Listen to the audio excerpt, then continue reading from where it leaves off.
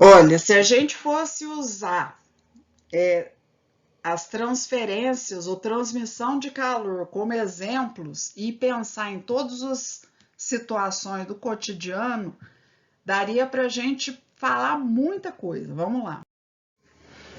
Olha mais um exemplo aqui. Uma coisa que eu queria ter falado na outra aula, mas é muito assunto junto e aí vai ficando muito longo. Mas vamos lá, rapidão. O ar, ele é transparente à radiação, certo? Então, ser transparente, quando a gente fala em transparência, vejam, se você tiver um pedaço de vidro, a luz consegue atravessar o pedaço de vidro e você vê do outro lado. Para nós, então, a luz ela consegue atravessar com a maior facilidade um vidro.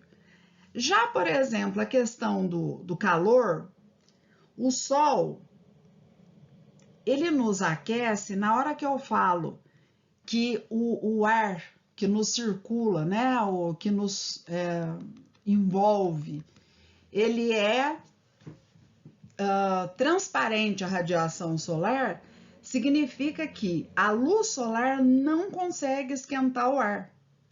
Então vejam bem essa minha afirmação. Eu estou dizendo que a luz solar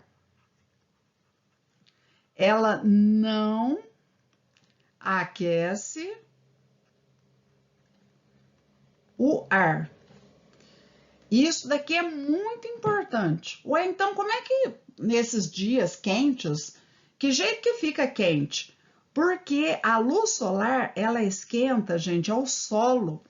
A luz solar, ela aquece o chão, aquece o solo, que tem muitos minerais metálicos, né?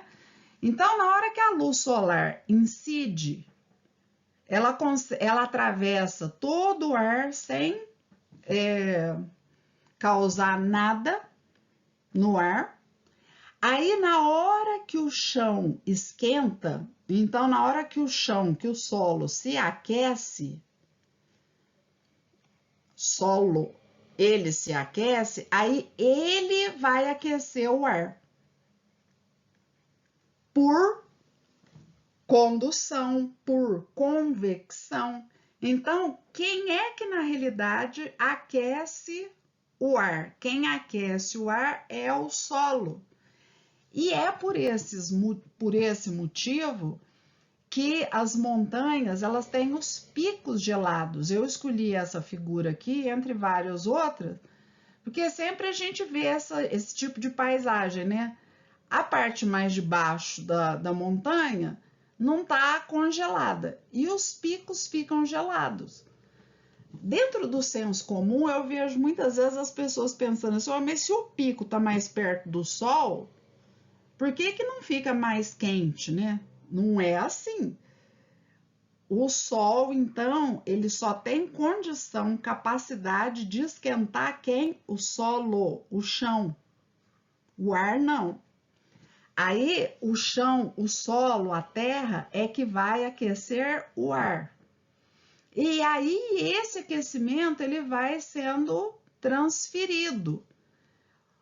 Como por condução, eu já falei na aula anterior, a agitação é maior no começo, depois vai perdendo a agitação, então até esse calor chegar lá no pico da montanha já diminuiu muito o calor, já houve muita perda de calor.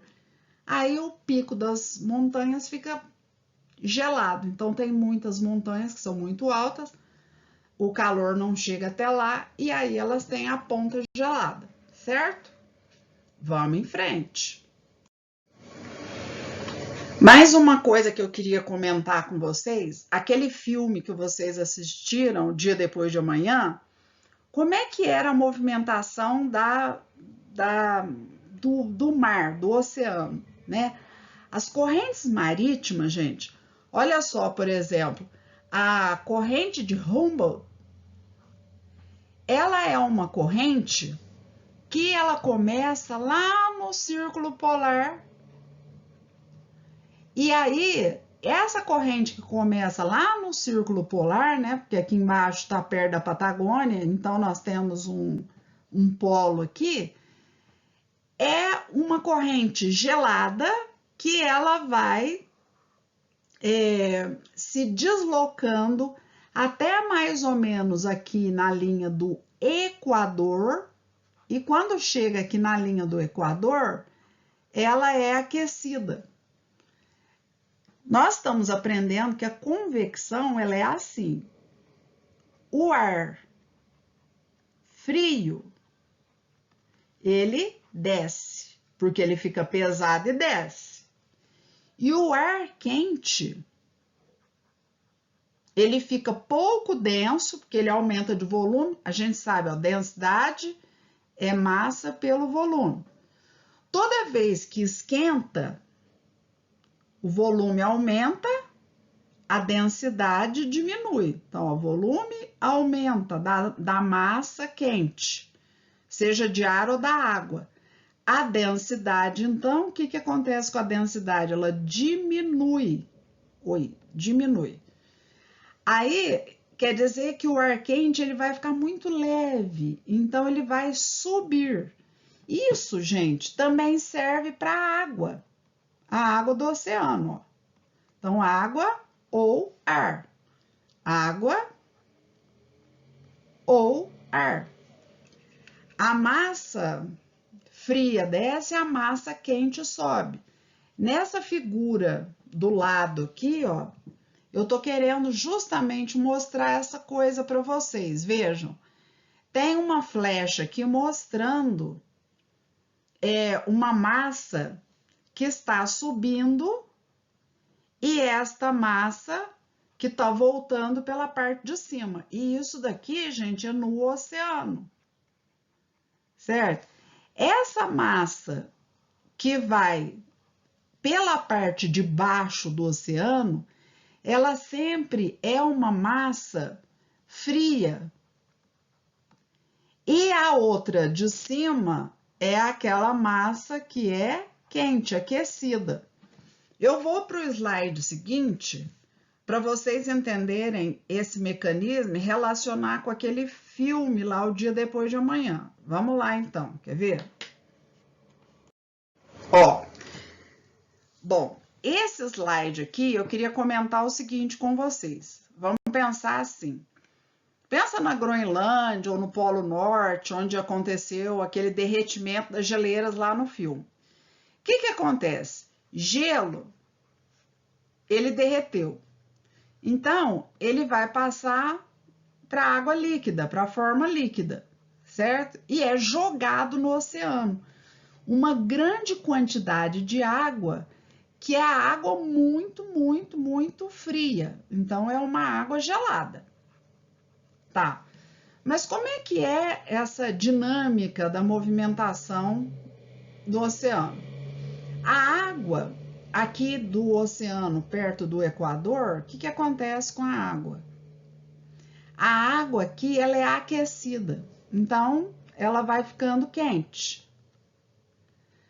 Como ela fica quente, ela é uma massa que sobe, que fica na superfície do oceano, e aí ela vai lá para o polo. E isso acontece também em direção ao Polo Sul. Quando a massa de água chega lá no polo, ela é resfriada e ela vai para o lado de baixo. Lembra do slide anterior? Então, a massa gelada fica pesada, ela vai para o fundo e ela volta para ser pelo lado de baixo do oceano para ser aquecida até o Equador. E lá no Polo Sul a mesma coisa. Então, resumindo, a água quente, deixa eu colocar isso aqui do lado, ó. A água quente, água quente, ela vai formar correntes na parte de cima do oceano. Então, a água quente, ela fica na parte de cima e a água fria,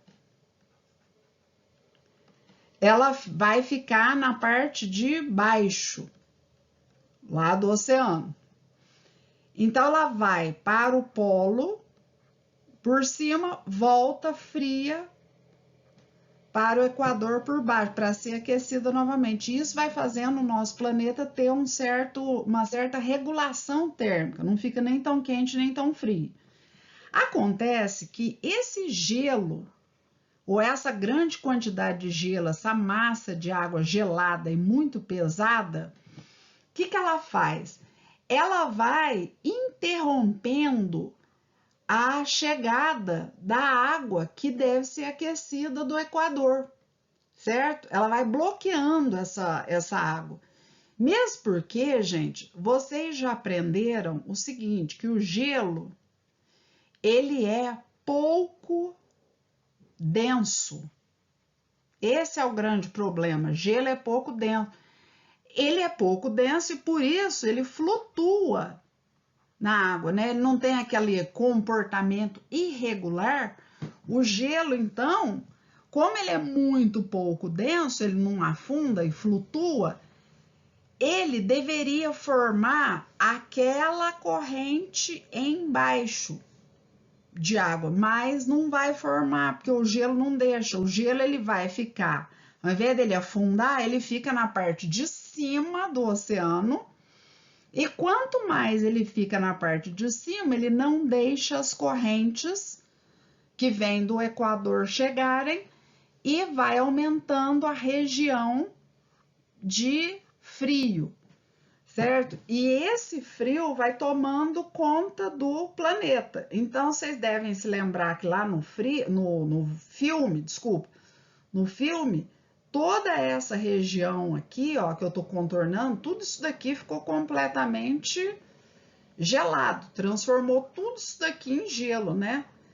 E a tendência é essa, no filme foi acelerado, mas com o passar do tempo a gente tá vendo que tem climas cada vez mais frios, em contraste com alguns extremamente quentes. E o contraste desse frio e quente muitas vezes é por conta da falta de umidade do ar, né?